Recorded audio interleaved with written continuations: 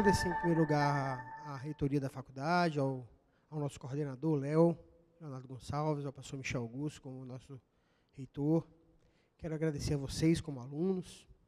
E eu quero começar a falar de uma pessoa, mas não vou falar muito, vou falar só o nome dele, para no final a gente terminar. A gente vai começar com esse nome e talvez terminar com... Não, vamos terminar com ele. Paulo Freire. Paulo Freire, ele falou uma coisa no livro um livro dele chamado Pedagogia da Autonomia. Ele fala que não existe discência sem docência ou vice-versa. Não existe professor sem aluno e nem aluno sem professor. Mas, no final, a gente termina arrematando. Os outros professores estarão falando aqui sobre isso também, durante essa jornada teológica. E nós estaremos aqui conversando muito, tá bom?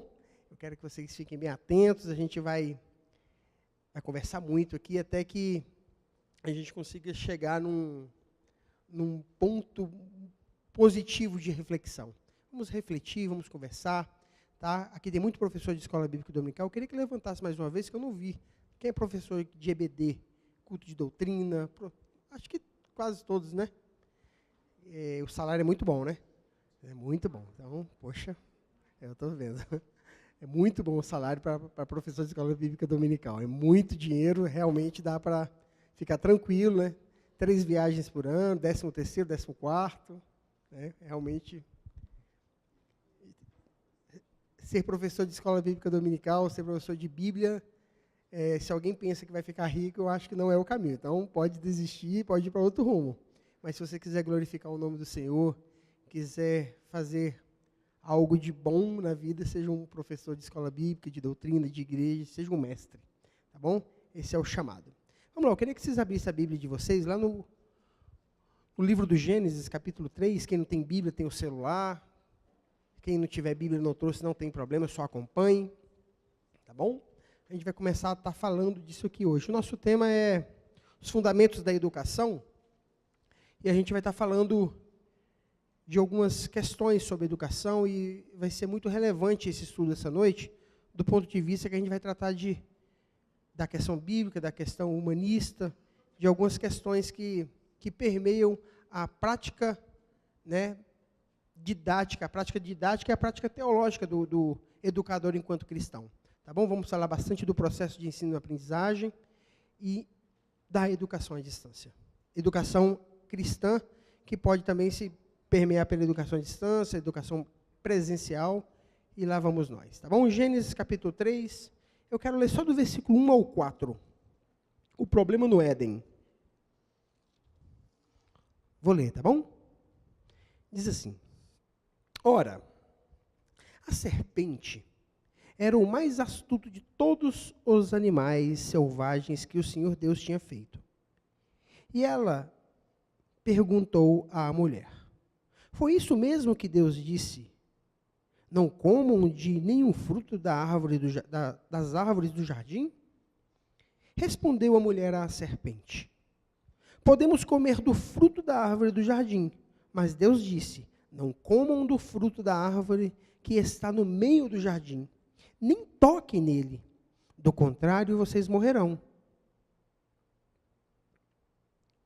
Disse a serpente à mulher: Certamente não morrerão. Deus sabe que no dia em que dele comerem, seus olhos se abrirão e vocês, como Deus, serão conhecedores do bem e do mal. Houve no jardim do Éden, até aqui, tá, irmãos e irmãs? Até o versículo 4, a gente vai ver um chamado à independência. Nós temos como um desafio, enquanto professores, enquanto educadores, a luta diária contra o espírito da independência. Mas como assim, professor? Como é que eu vou manter como é que eu não vou falar sobre independência? Que palavra linda, é tão bom ser independente. Mas o chamado da independência é um chamado em que o homem estará só. A serpente diz para Eva: se você comer... Existem algumas traduções, e no hebraico a gente vai ver isso com muita clareza: você será como ele. Você vai ser totalmente como ele, você vai andar como ele, você vai ver como ele, você vai sentir como ele, você não vai precisar mais dele. Irmãos, esse chamado à independência sem Deus é o texto que nós vamos ver na Bíblia, que nós somos chamados de maldito. Essa semana eu estava conversando com um amigo, e ele falou assim, rapaz, a gente estava conversando sobre comércio e etc, e ele falou assim, rapaz, maldito é o homem que confia no homem. Está vendo? E aí eu falei, rapaz, mas como assim? Maldito o homem que confia no homem. E se nós formos olhar para esse texto, para esse versículo, de fato o homem, maldito o homem que confia no homem. Mas quando nós olhamos para o texto, nós vemos algo totalmente diferente. Nós vemos que maldito o homem que confia no homem e deposita sua força, né, nele mesmo. E esse homem, na Bíblia, ele é chamado de maldito. Mas aquele que confia no Senhor, que deposita sua força no Senhor, é bem-aventurado. Então, se a gente for olhar a contextualização, a gente vai entender que não tem nada disso. O chamado à independência é o chamado da maldição. É o homem chamado e a mulher chamada de malditos. Então, cuidado com o espírito de independência. Que independência é essa, pastor André? O homem, é aquele discurso que você vai conseguir, que você não precisa de ninguém, você não precisa de Deus para alcançar seus objetivos, você consegue, você é capaz, você é nota 10, você é forte, você não precisa de ninguém, vai nessa. Você vai conquistar, você entende? É bonito, não é? Não é bonito ouvir tudo isso? O discurso é bonito, de fato. Você vai conseguir, você é vencedor, você é um espelho que reflete a imagem do Senhor, nada vai te parar, ninguém te segura, e aí você vai. Esse discurso, ele é perigoso, quando ele é desprovido de uma dependência no Senhor. E a serpente ofereceu isso, e o problema no Éden começa aí, o homem começar a querer andar só. E aí nós vamos ver na história da humanidade, o homem sempre querendo tomar as rédeas da situação, sempre tomar a direção da vida dele, e isso é perigoso. Você vai ver nos pensamentos, os grandes pensadores, eles sempre chamando o homem a ser independente.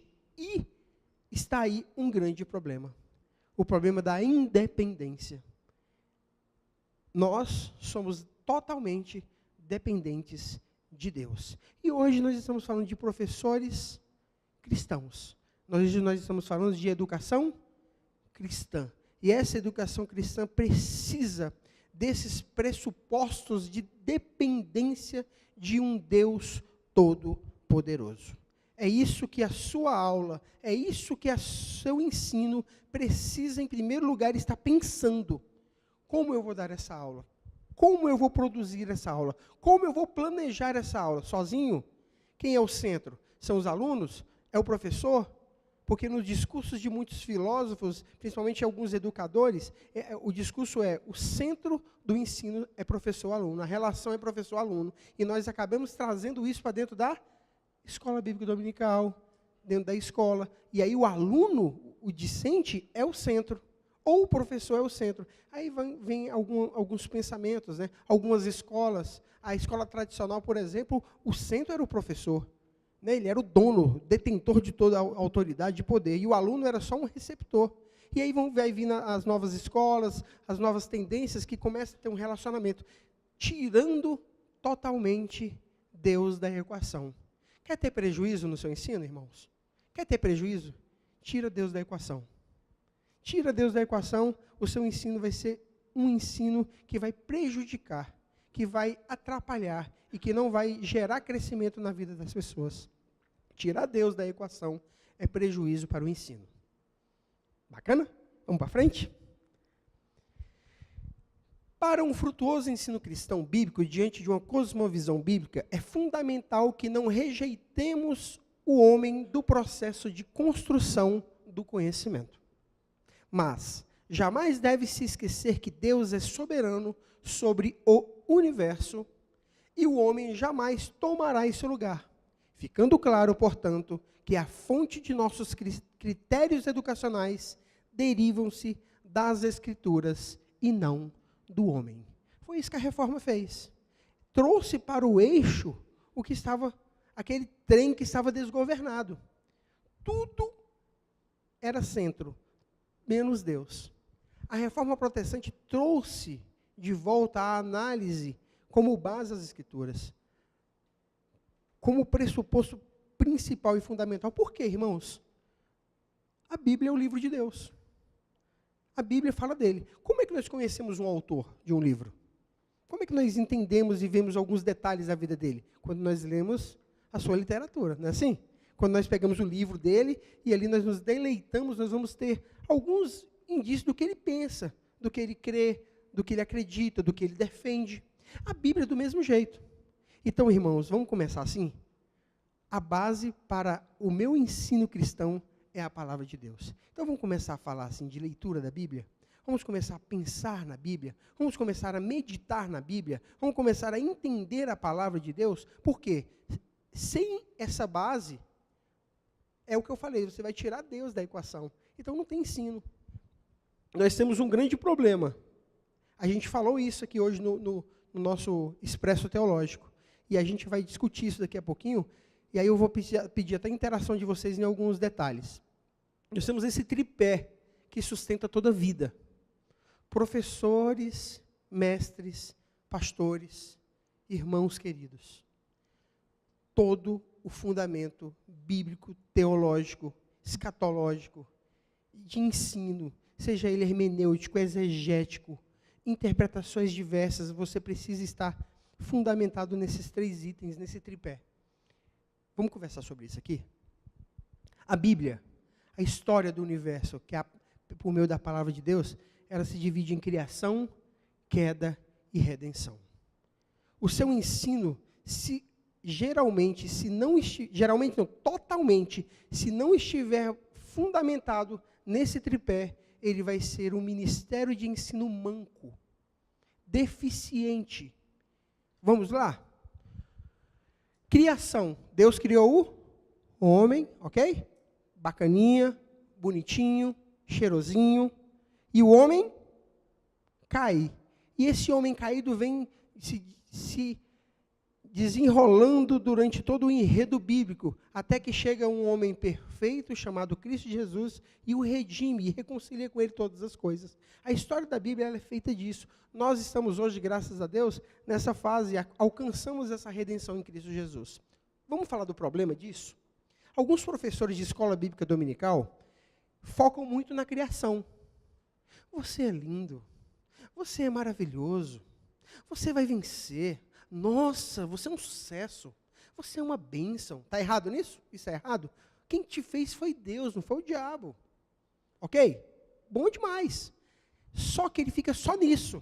E isso criou homens, criou mulheres mimados, que viraram o centro da igreja, viraram o centro do processo, e não conseguem administrar sua vida no trabalho, na escola, porque eles são meninos mimados. E a culpa é minha e sua quando ocupamos o púlpito para ensinar, quando ocupamos a cátedra e focamos o nosso ensino somente na criação. Olha só o perigo disso. Olha só o perigo disso. E aí você é um espelho, você é mais raro que o ouro puro de Ofir, né? E aí fica nisso. E, nossa, eu sou demais, eu sou lindo, eu sou maravilhoso. A música, eu não estou questionando a música, estou dizendo que essa música, ela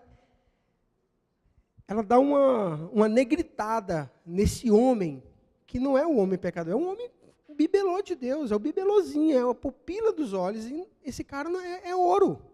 E aí hoje nós temos homens que pregam, saem pelos fundos da igreja, não fala mais com ninguém. Por quê? Porque ele é um superstar. Essa teologia que se fundamenta somente na criação, criou os pops, os estrelas. Criou e se esqueceu de falar que esse camarada caiu, que esse homem pecou, e existe um Adão remanescente, existe um homem que peca agora de dia e de noite, e que carece de um redentor. Só que aí nós temos um problema de uma teologia que só fala da queda.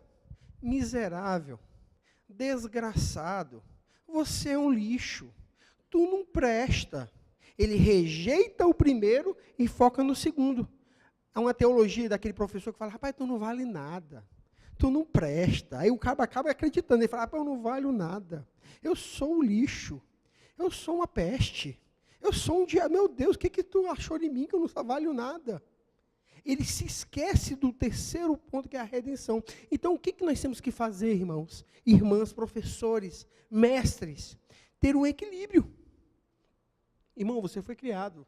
Você é realmente uma coisa boa. Mas você pisou na bola. Você vacilou. Você pecou. E agora você continua pecando agora porque parece que esse negócio não vai se resolver agora.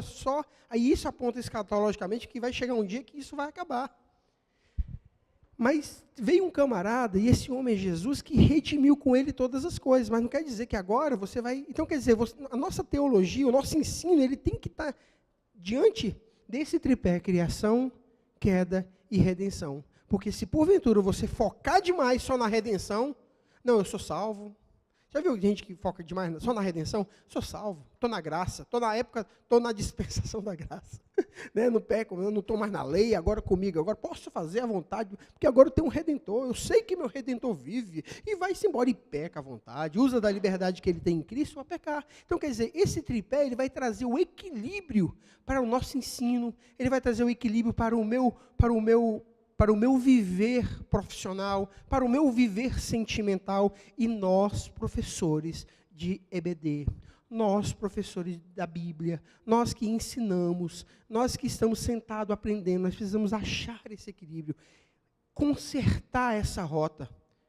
Porque, nós temos essa tendência, né? Ou é 8 ou 80. Não é verdade? Com a gente não tem negócio de meio termo, a gente vai direto para a esquerda ou vai direto para a direita, e ali a gente se finca nossos pés, e é ali que nós vamos viver. E essa não é a tendência de um professor. Nós precisamos de um professor reflexivo, de um professor que pensa e que pegue a teologia e coloque ela no centro para guiar a nossa conduta. E esse homem que foi criado, que caiu e que foi redimido, encontrará nesse equilíbrio uma vida um pouco mais suave para viver. Porque se você focar em nenhum desses itens, sua vida vai ficar insuportável. Você vai criar uma cultura além de irresponsável e insuportável de se viver. Meu Deus, eu não consigo. É muito pesado isso que você está pegando para mim. É muito pesado isso que esse professor falou. E aí as pessoas levam uma vida dentro da igreja de um jeito, no trabalho de outro, na escola de outro. É uma vida fatiada. Uma vida totalmente parcelada, né? Fatiada em todos os sentidos, e você tem várias roupas, várias máscaras. Eu vou para a escola hoje, vou usar a máscara da queda. Vou usar a máscara da redenção. Vou para a igreja, não, vou usar a máscara da redenção. Né? Vou lá para o meu trabalho, sou caído mesmo, caído. Então, quer dizer, está entendendo? Então, nós temos que encontrar esse equilíbrio. E a teologia, a reforma, foi muito importante nesse processo, trazendo esse equilíbrio para a minha vida e para a tua vida. Mas é necessário que vocês, nós, procuremos um equilíbrio. Vamos falar de ciência. Agora, eu escolhi a biologia para falar o que nós precisamos fazer. Como nós devemos agir, como nós devemos pensar, como nós devemos refletir. Na biologia, a ciência e a biologia, a base para a teoria da evolução não está na informação biológica, mas no esforço do homem de eliminar Deus do universo. Deixam lacunas no discurso, mas satisfazem a hostilidade do humanista contra Deus. Ao contrário, nós, numa educação cristã fundamentada nas Escrituras, reconhece os pressupostos não cristãos e se esforça em desenvolver pressuposições bíblicas como a única base sólida para uma resposta às perspectivas cristãs. Irmãos e irmãs, deixa eu falar uma coisa para vocês. Eu escutava o Jonas Madureira esses dias, eu aprendo muito com o Kuyper, eu aprendo com esses camaradas, assim, tem muito camarada bom e crente. O que esses camaradas falam? No caso da biologia, muitos biólogos, eles criam esse karma, essa discussão infinita, somente para agredir Deus. E muitos ateus, e eles agridem, dizem que a nossa teoria cristã acerca do Gênesis é totalmente equivocada, e etc. E aí nos agridem, nos chamam de religiosos, e etc, etc, etc. Nós, cristãos, pegamos os nossos pressupostos, não rejeitando os deles, e criamos alternativas para dialogar, para conversar. E o Jonas Madureira, o Kuyper, toda essa turma reformada, aí tem uma galera muito boa, e diz o seguinte: o problema foi que nós, igreja, ficamos muito preocupados em criar somente professores de escola bíblica dominical. Nós ficamos muito preocupados em criar somente pastores, em criar somente evangelistas, missionários. Quem conhece, assim, o João Madureira falava muito isso. Quem é que conhece alguém que treinou um missionário, ele foi capacitado e foi para o campo? Eu conheço. Quem conhece? Levanta a mão, assim, só para... Muita gente, né? A igreja é especialista em criar missionários. A igreja é especialista em criar pastores. A igreja é especialista em criar diáconos. Nós somos professores, assim, nesse quesito, nós não erramos. Nós somos muito bons. Mas nós erramos em criar cientistas políticos, em criar bons artistas, em não criar, desculpa. Nós não criamos esses camaradas. Nós ficamos, assim, alheios ao nosso reduto e nos esquecemos de dialogar teologia junto com a filosofia, junto com a biologia, junto com a pedagogia, junto com a matemática, com a geometria, com a álgebra. E aí nós saímos. E aí o que aconteceu? Os nossos irmãos foram, aos poucos, saindo desses centros universitários, da discussão político-social, e saímos. E aí nos abraçamos nesse reduto aqui e nos amamos, não é verdade? Oh, irmãos, como eu te amo, e nós nos amamos, e nós nos deliciamos de um maná diário, de um culto maravilhoso. Hoje o culto vai ser maravilhoso, porque Jesus vai derramar do seu poder. Mas lá no meu serviço eu sou um diabinho. O teu desafio como professor, o meu desafio como professor, tanto para ensinar quanto para aprender vamos dialogar. Vamos pegar os nossos pressupostos, junto com os pressupostos deles, vamos esticar nosso cérebro. Vamos conversar, vamos falar sobre política. Eu não acredito, a gente falava muito hoje sobre isso, eu não acredito que nós devemos ficar misturados com a política, mas eu acredito que nós temos que ter bons cientistas políticos, bons sociólogos, para que esses camaradas venham se consultar conosco acerca do que é a verdadeira sociologia, que a Bíblia tem muitos fundamentos sobre sociologia, sobre política, sobre fé e política, sobre trabalho. Pouco nós falamos sobre empreendedorismo, porque empreender é pecado. Mas nós temos que ter bons empreendedores. Nós temos uma meia dúzia de homens que empreenderam e foram um sucesso porque deram sorte. Economizaram, deram um jeitinho e parece que acertaram o negócio. Mas nós, como professores, não criamos bons médicos, bons cristãos médicos, bons professores de matemática cristãos. E aí a gente saiu, fica com medo. Quando chega lá, a gente não é mais crente. Você viu a nossa vida fatiada? Chegou no meu trabalho, eu sou professor de matemática. Lá, com os professores de matemática, eu não sou cristão. Não tem cristianismo na minha matemática. Não tem aquela frase famosíssima do Lutero, né, que o sapateiro pergunta para ele, como serei um bom profissional? Né? Ele falou assim, faça o melhor sapato e o venda por um preço justo. Você será um excelente sapateiro, um bom cristão, um cristão sapateiro, né? Um sapateiro cristão, abençoado. E nós, como professores, tiramos o nosso corpo fora, e isso não vem de muito tempo, nos acovardamos e paramos de preparar pessoas nesse fim, nesse intuito. Então, eu chamo vocês aqui nessa noite a essa responsabilidade de quê? De voltar a preparar, de voltar a dialogar, voltar a pensar a teologia com as outras ciências. Não fazendo com que eles fazem conosco. O que eles fazem conosco? Nos ridicularizam. Isso é fidelismo. Isso é fé barata. Isso é fé alienada. Não. Isso não é fé alienada. Isso é teologia que vem antes de todos esses conhecimentos e a gente pode trazer os pressupostos bíblicos para dar fundamento para a ciência. Nós podemos falar de biologia assim com Gênesis. Que isso? E existem homens fantásticos aí. Nós temos Adalto Lourenço, que fala de física, né? Que fala de cosmos, fala de universo de uma forma fantástica. E está faltando eu e você despertar para essas ações. E aí nossos jovens vão entrar na universidade e vão fazer o quê? Se desviar? Não, eles vão ficar na universidade e vão dialogar com os professores. Geralmente, quem não chega na universidade e não abandona tudo, chuta tudo por alto, é porque ou fica calado ou se esconde. Porque se for bater frente a frente com o professor de filosofia, primeira aula, primeiro semestre, introdução à filosofia, introdução à educação, sim ou não? Fundamentos e práticas da prática educativa. São matérias básicas de primeiro semestre. Né? Língua portuguesa, e aí o professor vem. Ó. Introdução à filosofia. O camarada vem, eu odeio Deus, Deus não existe, quem é cristão aqui? E começa aquela confusão toda. E ninguém fala nada. Por quê? Porque não existe um diálogo. Ele não foi ensinado a conversar com ele, a ouvir o que o Marx fala, o que o Kant fala, o que o Giordano Bruno fala, o que Paulo Freire fala e pensa. E aí o camarada vem com uma carga de conhecimento, porque ele é detentor do conhecimento naquele momento, e nós ficamos ali igual aqueles menininhos bobos, escutando ele falar, e ali se vai, e ali a gente acaba se perdendo no meio do caminho. É desafio meu e seu nos portarmos como tais. Vamos dialogar, vamos falar ciência, não vamos sair. E o povo se acovardou, inclusive eu e muitos irmãos. Mas agora é a hora do retorno, é a hora como é que fala? Da vingança, da boa vingança. Deus é antes de toda a ciência. Sim ou não? Alguém discorda disso? Então, se existe ciência, Deus existe antes da ciência. Se existe algo hoje, Deus existe antes. Isso é soberania. Isso é um Deus que sabe tudo. É um Deus que criou tudo.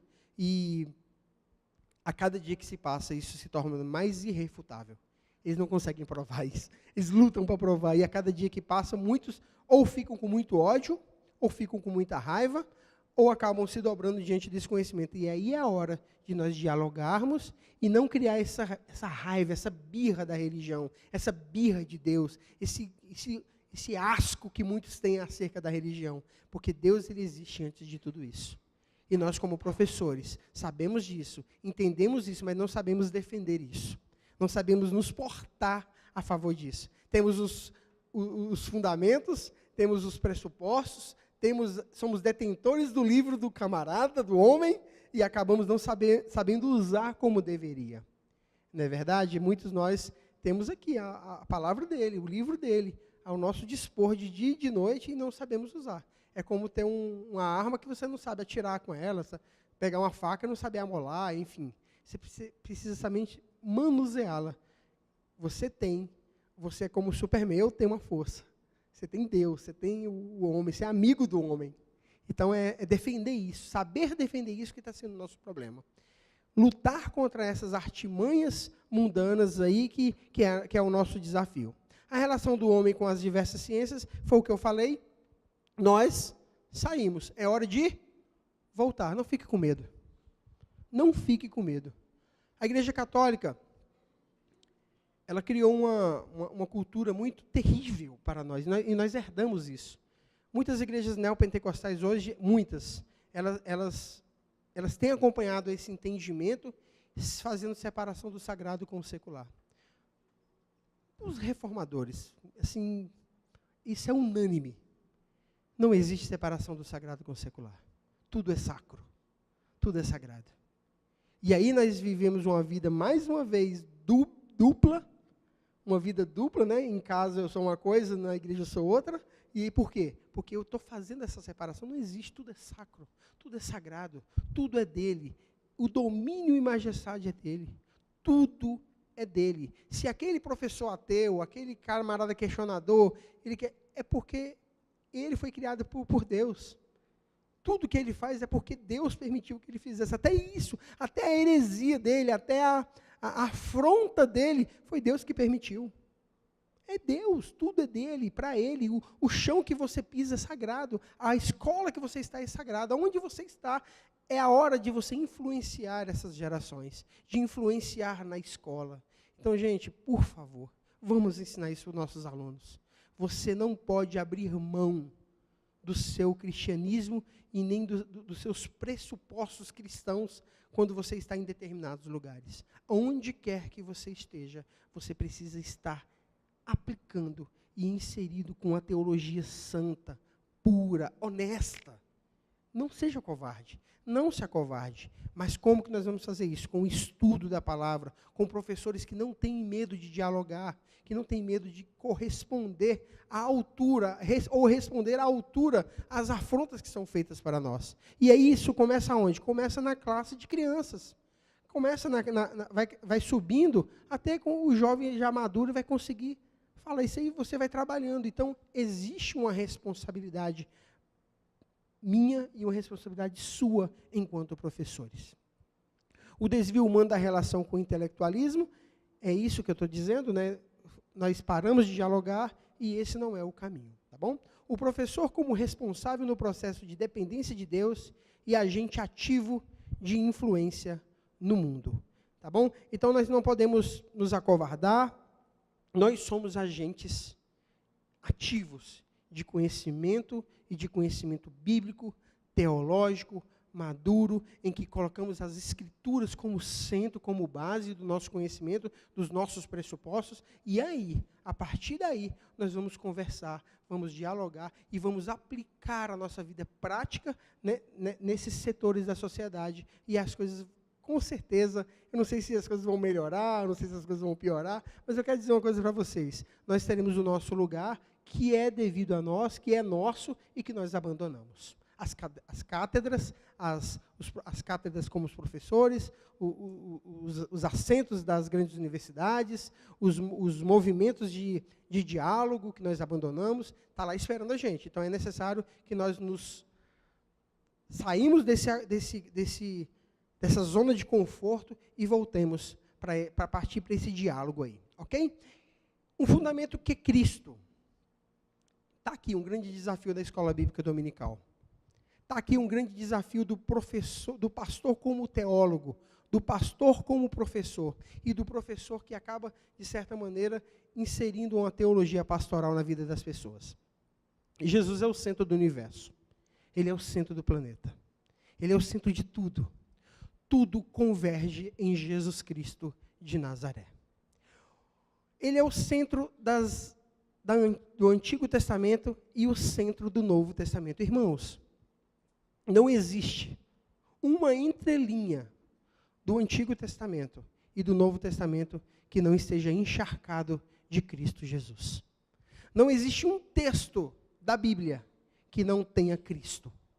Todo o texto bíblico, todo o planeta, todo o universo aponta para Cristo. Cristo é o centro. E isso é cristocentrismo. Por isso há tanta raiva dessa palavra cristocentrismo e colocar o antropocentrismo como centro. O homem, o antropos, no grego, homem, no centro, e tirar Christos do centro, tirar o Cristo do centro. No Antigo Testamento, vamos lá? Tem um homem chamado José do Egito. Quem conhece José do Egito? Todo mundo, graças a Deus, né? Louvado seja o nome do Senhor, que vocês conhecem José do Egito. Vamos apontar algumas coisas de José do Egito que se parecem com Cristo? Vamos lá, alguém pode dizer uma coisa que aconteceu com José que aponta para a cruz? Eu posso dar um exemplo de uma? Ele foi traído por seus irmãos. Traição, foi traído. Foi vendido, não foi? Pelos seus irmãos. Pegaram a roupa dele e rasgaram e sujaram de sangue, né? De um cordeiro. Isso aponta para Jesus. Vamos lá, mais coisas que apontam para Jesus? No texto de José? Vamos lá? Pode falar bem alto. Me ajudem. Foi tentado. Foi tentado por quem? Pela mulher de Potifar. Tentação. Passou por tentação. Quem foi tentado? Jesus. Vamos lá? Mais uma coisa que aponta para a cruz. Ele perdoou seus irmãos, mesmo sendo injustiçado. Aponta para... Você viu o Antigo Testamento apontando para Jesus? Vamos lá? O que mais? Gente, eu contei pelo menos 30. Ele é o Salvador? Ele salva. E isso, outra coisa que ele faz. Não sei se vocês perceberam isso no texto. As pessoas vão atrás dele em busca de quê? Pão. Você vai ver o texto que vão atrás dele, atrás de... Quem é o pão? Quem é o belemita? Não é Jesus o belemita, né? De Belém, nasceu em Belém. Não é Jesus de Nazaré, né? O belemita, terra do pão. Jesus é de Belém, é a terra do pão. Eu sou o pão da vida. Então, José, ele aponta para um Cristo. Sansão, morrendo de braços abertos, matando todos aqueles filisteus de braço aberto em forma... Parece que a forma... lembra você de alguma coisa, quando ele morre? Ele empurra 2 colunas, não é assim? Ele empurra uma e depois empurra a outra. A Bíblia diz que ele empurra as duas ao mesmo. Aponta para onde, gente? para a cruz. Gideão aponta para a cruz. Os profetas, o anseio do Antigo Testamento era de um Cristo que viria. Isaías, não vou nem falar de Isaías. Meu Deus, Isaías é Cristo puro. Então, se você for olhar para toda a Escritura, Gênesis aponta para a cruz. Gênesis 1 começa falando de Jesus. Então, Jesus ele está em todas as Escrituras, é Cristo. Ele é o centro. E há tanta raiva disso, há tanto asco acerca desse Cristo no centro. E é sempre querendo tirar esse Cristo do centro e colocar. Então, professor, vai dar aula de Davi? Davi não é o centro. Vai dar aula de 2 Reis, 1 Reis? Não são. Elias não é o centro. Eles não têm centralidade no texto bíblico em lugar nenhum. Não existe centralidade em nenhum lugar da Bíblia para o homem. É Cristo. Tudo aponta para Ele. E o Novo Testamento aponta para um Cristo que já veio. Então nós estamos aqui numa cruz, o Novo Testamento apontando para cá e o Antigo Testamento apontando para o Cristo. Então toda a Escritura aponta para um Cristo santo, perfeito, que viria e que veio. Amém, irmãos? Então, por favor, professores de escola bíblica, professores de Bíblia, apontem o ensino de vocês para esse Cristo. Vamos pregar? Tem que ter Jesus.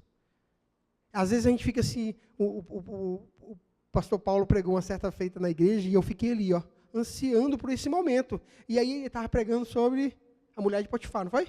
Nos 40 minutos, não deu 45 do segundo tempo não, porque 45 minutos do segundo tempo a gente já está morrendo, né? Sentado no banco, cadê Jesus no texto? Aí ele veio com 40 minutos e acerta aquele golaço de placa lá no L. Eu falei, meu Deus, aleluias. Glórias a Deus. Porque a pregação também é ensino. E o ensino não deixa de ser uma pregação. E a gente precisa entender essas questões, a gente precisa ver o texto dessa maneira.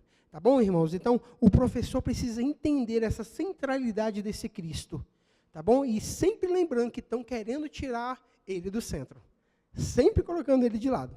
Tá? As correlações dos personagens bíblicos e Cristo, você vai achar milhares de números, Cristo e a natureza. É necessário saber e é preciso saber disso, irmãos. Deixa eu dar um cunho mais espiritual agora. Eu não consigo entender uma natureza sem Cristo. Um mundo sem Cristo, sem Deus.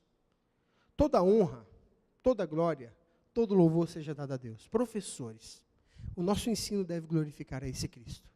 Se a natureza glorifica a Deus, nós devemos glorificar o Senhor. As estrelas, quando brilham, brilham para glorificá-lo. Uma árvore, quando balança, por meio do vento, ela está dizendo glórias a Deus, ela está louvando o nome do Senhor. Um pássaro, quando canta na natureza, ele nada mais, nada menos está dizendo louvado seja o nome do Senhor. Então, o nosso ensino deve ser para glorificar a Deus, deve ser para magnificar o nome desse Cristo santo e poderoso. Embora isso possa parecer um pouco alienado, talvez isso possa parecer um pouco, muito fã, né? Assim, esse camarada é muito fã, esse camarada ele só fala disso, mas o nosso ensino deve estar fundamentado na centralidade de Cristo. Né? Uma das solas, né? Solo Christus, né?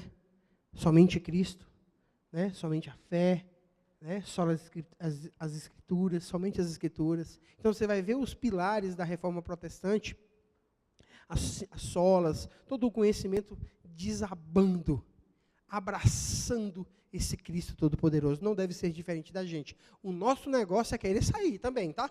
E se deixar, professores, daqui um pouco a gente está falando, daqui a pouco a gente está vendendo indulgência, daqui a pouco a gente está vendendo perdão, daqui a pouco a gente está abraçando os irmãos aí, e aí dizendo que ele é o top das galáxias, e que não, entendeu? Não tem ninguém como ele, e aí Jesus vai ficando, e aí a gente vai pregar tanto de Davi, que vai ter uma daviolatria, nós vamos exaltar tanto a minha igreja, que nós vamos ser fruto da templolatria, aí nós vamos virar adeptos das latrias, diversas latrias, e Calvino chama e fala que nós somos realmente uma fábrica de ídolos, e de fato somos, e amamos idolatrar as coisas, e a nossa idolatria é só para o Senhor, tá bom? Que nós sejamos feitos para isso, que o centro a centralidade do meu ensino, aprendizagem, seja esse Cristo, tá? Não um Cristo simplesmente, falar, mas um Cristo fundamentado, que você de fato o conhece, que o entende, que o percebe.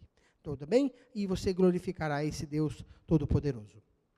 O Catecismo Menor de Westminster nos diz que o fim principal do homem é glorificar a Deus e gozá-lo eternamente. Todas as áreas da vida e pensamento devem estar alinhadas com esse propósito e especialmente a educação. Acordou, é para... O John Wesley fala uma coisa muito linda, ele fala assim, é inadmissível que um pássaro louve a Deus antes de mim. Então ele acordava às 3h30, eu acho, imagino. Acho que um galo canta que hora, gente? 4 horas? 4 horas, 3h30, né? Então John Wesley acordava às 3 horas da manhã e louvava a Deus antes que os pássaros, antes que o galo, antes que um pássaro piasse, glorificando o nome do Senhor. Então a nossa vida é para glorificar a Deus e gozá-lo eternamente. Né? Como é que é? Tem um galo? John Wesley fazia isso, né? Glorificava a Deus antes. Todas as áreas da vida e pensamento devem estar alinhadas com esse propósito, em especial a educação. Então, irmãos, vamos lá. Você é pedagogo? Amém. Você é advogado? Você é matemático? Você é funcionário público? Você chega com uma carga fantástica. E aí o pastor fala, nossa, eu tenho um pedagogo na minha igreja. Que legal. Acabaram-se os meus problemas com a escola das crianças, dos adolescentes. Nossa, eu tenho um pastor que tem 5 pedagogos na igreja e fala assim, estou rico. Estou tranquilo. Está favorável, estou tranquilaço agora, vou descansar, vou até viajar. Porque os pedagogos chegaram. Não há nada de errado nisso. Caramba, eu tenho um camarada que ele é advogado. O camarada fala bem, nossa, ele tem uma dicção perfeita, e ele é muito bacana, meu Deus, como ele fala bem, que homem polido, que homem educado. Acontece isso. E aí o pastor pega e introduz na classe de novos membros, introduz na classe de adolescentes, introduz nas classes, nossa, você é o quê, meu irmão? Nossa, rapaz, você é orador da Marinha Mercante do Brasil. Meu Deus, esse camarada é orador, ele vai agora fazer o discurso, vai fazer a pregação, vai pregar agora, que ele é um bom orador. Esse camarada traz toda uma carga de conhecimento, e isso não é ruim. O grande problema, gente, escutem isso, inclinem teus ouvidos para mim agora, por favor. O problema não é o camarada ser um pedagogo. O problema não é ele ser um bom orador.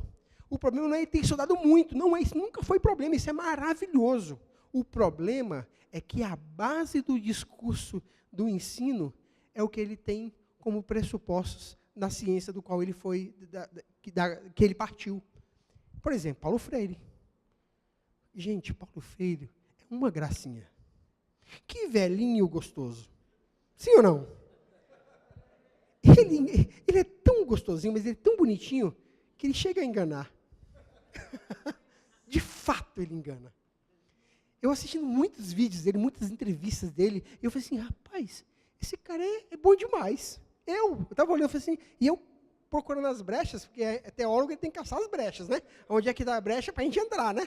E aí eu falei, rapaz, esse cara não vai errar, não. E ele vai indo. Que discurso gostosinho. Aí depois ele solta as garras dele. E quando ele vem com as garras dele, meu irmão e minha irmã, tira Jesus do centro e coloca o homem no centro. Tanto é que um dos livros dele é a Pedagogia da Autonomia. É o homem autônomo, é o homem... o discurso dele é tão bonito no livro, que você vai se alimentando daquilo de forma tão maravilhosa, você fala assim, meu Deus, esse homem é fantástico, e você se esquece dos erros dele. Só que tem uma coisa que ele faz, que é perigosa. É ele olhar para o homem e ver Deus no homem. A fé dele se baseia nesse homem bom, nesse homem que se liberta do processo de ignorância e se revela como um conhecedor, se alfabetiza, cresce no conhecimento, e Cristo é visto por meio disso. Não é o Cristo que é a base, que abençoou esse camarada para que ele aprendesse. É um camarada que aprendeu sozinho, o conhecimento o libertou e agora ele é um agente social de alta performance, esquecendo e colocando o Cristo de lado, esquecendo a criação de lado, esquecendo a queda de lado e esquecendo um homem que precisa de uma redenção. Você entende isso? Então, e aí ele ama Marx, e aí ele vem com todo o discurso marxista, e coloca Marx como um Deus, e fala, Marx que me ensinou a ver Deus. E Marx, aí ele vai dizendo assim no seu discurso, quanto mais eu vejo um favelado, eu consigo ver aquele favelado que se alfabetiza, aquele favelado que cresce, aí mais eu vejo Deus. Então, o Deus dele é o homem. Porque se aquele homem morrer, não tem Deus. E na teologia reformada, na teologia bíblica, se morrer, ele é Deus. Se viveu, é Deus. Se sabe falar inglês, Deus. Se ele não mal fala o português, Deus é Deus. Deus, ele independe desses relacionamentos. Isso deve acontecer, isso é bom, o homem atingir conhecimento. Mas Deus não deve ser rotulado por conta disso. Porque Deus está muito acima do movimento de alfabetização dele. Deus está muito acima do movimento de conhecimento que ele criou, que de fato é muito bom. O método que ele cria de educação de jovens e adultos é fantástico. Ele pega um pedreiro e começa a alfabetizar ele com enxada. Palavra enxada, palavra colher de pedreiro, cimento. E aí, dentro do contexto do camarada, ele começa aquele processo de alfabetização fantástico. Isso é bom. Agora, o professor que chega, voltando agora, que chega na igreja, como professor, qual o pressuposto que ele vai usar? O projeto do irmão, ou ele vai usar os pressupostos e os critérios bíblicos para alfabetizar? E ele pode usar até esses pressupostos da ciência como contribuição para a igreja? Claro que pode. Não, Paulo Freire é do Satanás, é do diabo, aqui não pode nem falar de Paulo. Está errado. Existem coisas que na ciência, na pedagogia, que nós vamos aproveitar dentro do nosso processo, mas não é a fonte. Olha a diferença, professores. Não é a base. A base é só a escritura. É a palavra. Ok? Está entendido? Estamos entendidos? Eu não estou dizendo que é errado eu pegar a ciência, os pressupostos e aplicar e conhecer, desde que eles não firam os princípios bíblicos e haja contradição no ensino. Porque se Deus deixou de ser glorificado, o que eu falei no começo? Tirou Deus da equação, é prejuízo para o ensino. O ensino cristão. Você pode ser um excelente pedagogo, você pode ser um excelente físico na sua área, mas se você se envolver com a educação cristã, você precisa colocar o dono na equação. Tirou da equação, é prejuízo. Então tem que ter Jesus no negócio. Sem Jesus, não dá. Tá bom? Vamos nessa? Estou quase terminando. E termino agora com essa última chamada. Isso é uma aplicação prática aos mestres, que são vocês, e eu me incluo nesse meio. Profissionalize a educação cristã e saia do amadorismo. Vocês têm nas mãos de vocês ferramentas, muitas ferramentas para saírem do amadorismo. Eu sempre conversei muito isso com o nosso professor Michel, e a gente sempre precisa fazer isso. Nós temos números, nós temos dados, nós temos estatísticas, só não catalogamos. Nós sabemos quantas pessoas se desligaram da escola bíblica dominical, nós sabemos quantas pessoas são assíduas, quantas pessoas cresceram no conhecimento da graça por meio da escola bíblica dominical, porque isso precisava ser catalogado. Só que nós agimos de forma amadora em nossos centros universitários de educação cristã. Nós brincamos de escola bíblica dominical. Quando eu falo nós, eu me incluo em todo o projeto. A gente fala de igreja no Brasil. É necessário um projeto consistente, um projeto coeso de anotações, de levantamento de dados, para que você tenha extratos analíticos, para que você possa aplicar as regras, as ações, os empreendedorismos na área da educação. Por que está entrando tantos alunos, está saindo tanto? Por que não? Porque a gente está usando... com a pesquisa, por exemplo, você iria descobrir, talvez, que a revista que você está usando não é adequada.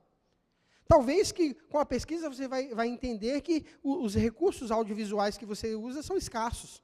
os métodos, as técnicas são totalmente distorcidas e não estão atingindo o seu público-alvo. Geralmente você está usando uma revista que foi escrita por um camarada que mora lá no interior da Bahia, que passa fome e a cultura dele é outra, e você está fazendo um negócio na sua região que o pessoal não está entendendo muito bem o fim daquele ensino. Então, talvez você precise mudar a revista, talvez você precise mudar o material, talvez você precise mudar a dinâmica das aulas. Como é que você vai saber isso? Trabalhando de forma profissional. Profissionalize a sua escola bíblica dominical. Profissionalize o ensino na sua igreja. Eu vou dizer uma coisa para vocês. As coisas vão melhorar. As coisas vão ter mais resultados. Nós não podemos brincar de igreja. Nós não podemos brincar de escola bíblica dominical. Nós temos que ter números. Nós temos pessoas sérias, pessoas que têm gana de abençoar, de cuidar de pessoas, precisam saber por que esse povo está indo embora. Por que esse povo vem um dia e falta 3? Por que esse povo... Claro, vão ter várias conversas, várias desculpas, agentes externos, agentes internos, dentro desse processo. Mas com uma boa pesquisa, vocês vão ter excelentes resultados enquanto a escola bíblica dominical de vocês. Por que as pessoas não querem mexer com isso? Tem igrejas que não tem mais escola bíblica dominical e nem culto de ensino. Por quê? Porque dá trabalho. Não dá dinheiro, dá dinheiro. Quem recebeu o 15º esse ano aí de ser professor? Ninguém recebeu. Férias proporcionais, FGTS, recolhimento de... Não tem. Professor de escola bíblica dominical vai ficar pobre. Se for querer o dinheiro da escola bíblica, vai ficar pobre. Eu não conheço até hoje, deve existir, uma igreja que remunera os seus professores de escola bíblica dominical.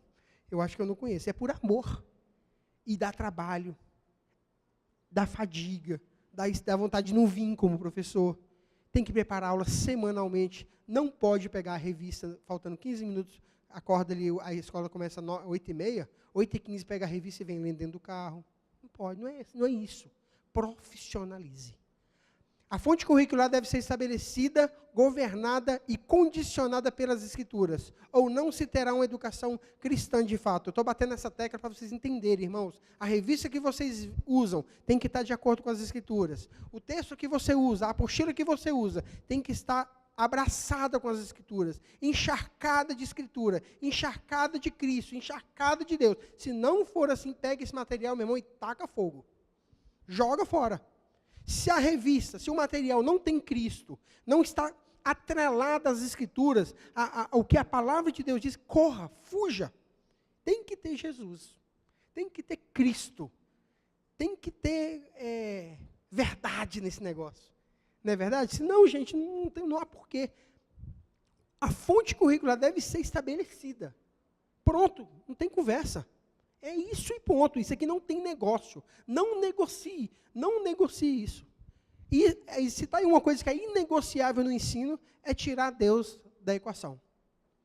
Não tire, não, é inegociável, não tem conversa. Professor cristão, que a tua educação seja fundamentada, governada e estabelecida nisso. Não tem negócio. Se a chamada é essa, vamos fazer isso. Se é por Cristo, para Cristo, porque para Ele, por Ele foram feitas todas as coisas, para Ele toda a honra, para Ele toda a glória, toda a majestade. Capacite-se, atualize-se periodicamente. Eu escutei um professor uma vez, quando eu comecei o seminário, eu fiquei muito nervoso. Mas eu fiquei muito nervoso. E ele era muito arrogante, o professor. Mas eu não sei se ele era arrogante ou eu que era arrogante, acho que era eu. Ele falou assim, professor de escola bíblica dominical precisa conhecer as línguas originais da Bíblia. E continuou, professor de escola bíblica, ele falando isso, tá? Não foi eu. Professor de escola bíblica dominical, que não sabe grego e não sabe hebraico, deve sentar no banco, aprender para depois querer ensinar. Mas eu fiquei muito doido. Me deu vontade de levantar, de sair, de brigar, de xingá-lo, de falar, quem é você? Eu já era professor de escola bíblica dominical da revistinha do nosso querido Silas Malafaia. Eu gostava daquela revistinha lá. Eu falei, que papo é esse? Eu pegava a revista e ali eu me desmanchava nas minhas aulas. Eu adorava minhas aulas e os alunos gostavam. E que legal, professor. E eu estava achando que estava abafando. Eu eu pegava lá e dizia, rapaz, maldito homem que confia no homem, rapaz. E pegava ali e acabava. E era o homem que confiava no homem, era maldito. Não fazia exegese, não fazia hermenêutica, eu fui entender depois. Hoje eu vou repetir, reproduzir o que ele falou de forma diferente. Um professor de escola bíblica dominical precisa estudar. E estudar muito. Cabe a ele, cabe a vocês, uma responsabilidade divina. Cabe a vocês uma responsabilidade sacra. Se possível, aprendam pelo menos a transliterar o texto grego para fazer uma boa exegese. Para vocês entenderem o que de fato o texto está falando. Pelo menos, translitere o texto hebraico. Irmãos, pasmem, não é difícil. E aí eu fui atrás, eu fiquei louco de raiva dele. Falei, eu vou provar para esse miserável que eu vou ficar bom de grego. E aquele homem foi o camarada que me deu o start para o grego, né? E ali no grego eu comi o grego para aprender, porque eu ficava com raiva dele. Só que a minha raiva se transformou depois em gratidão a ele, pelo fato de eu ter aprendido e começar a entender melhor o texto. Por exemplo, Gálatas capítulo 6. No versículo 1 vai dizendo assim, o texto. Vou parafrasear. É necessário que os irmãos carreguem as cargas uns dos outros, etc., e se cumpre o amor, e vai indo embora, né? No versículo de número 5, se não me engano, diz assim, cada um carrega o seu próprio fardo. Mas como é que é? No versículo 1, diz que eu tenho que carregar as cargas dos meus irmãos. E já no capítulo 5, cada um carrega a tua? No primeiro, ajude, na segunda parte, farinha pouca, teu pirão primeiro. Que papel? Por que Paulo falou isso? Paulo falou uma coisa e depois fala outra. Aí você vai no texto grego, você vai entender que a primeira palavra é baros, para peso, é um peso comunitário, e a outra, no versículo 5, é fortium, que é força, é um peso que somente você deve carregar. Se você for analisar o texto no grego. Então, o grego vai te ajudar a ter algumas observações. Não sabe o grego, você vai sofrer bastante para fazer exegese do texto, para você entender o texto. Porque, irmãos, nós não podemos brincar de professor e aluno, não é brincadeira. Nós estamos falando de coisas sérias, de coisas eternas. Charles Spurgeon falava uma coisa muito linda, falou assim, cabe a mim agora uma responsabilidade eterna de pregar o Evangelho. Porque estarei falando agora não de coisas terrenas, mas estarei falando agora de eternidade. Quando se ensina educação cristã, fala-se de eternidade. Não se fala de coisas temporais, de coisas que passam. Você está falando de coisas eternas, de coisas grandes, coisas tão grandes que talvez nessa vida, com essa mente aqui, corruptível, nós não vamos conseguir entender. Quando se fala de educação cristã, fala-se de coisas tremendas, coisas lindas, coisas inefáveis, coisas que a nossa mente, infelizmente, nessa vida não alcançará. Então, capacite-se, faça exegese do texto, faça as interpretações hermenêuticas, estude o texto, rumine em cima daquele texto, aprenda aquele texto e trate esse texto com tanto respeito que os teus alunos vão olhar em você e falar assim, meu Deus, esse professor é maravilhoso. Essa minha professora é uma bênção. Ela abriu o conhecimento para mim. Alimente a sua dependência de Deus, tá bom? Ore, use os meios de graça, leia muita Bíblia, alimente a sua dependência de Deus. Cuidado com o espírito independente. Eu vou, eu posso. Teve um camarada na Bíblia, camarada não, que não é meu camarada, um cara chamado Lúcifer. Ele criou um espírito independente e rachou, não foi? Rachou lá com a banda do céu e foi-se embora. Isso é pedir independência. Não quer ficar na dependência. Geralmente o independente, ele não aceita, ele não quer sentar, ele não quer se submeter.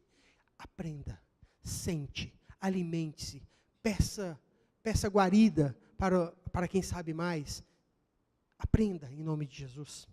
Cuidado com as influências humanistas na educação cristã, tá bom? Hoje nós falamos de Paulo Freire, tomem cuidado, analise, retenha o que é bom, o que é ruim, se joguem fora.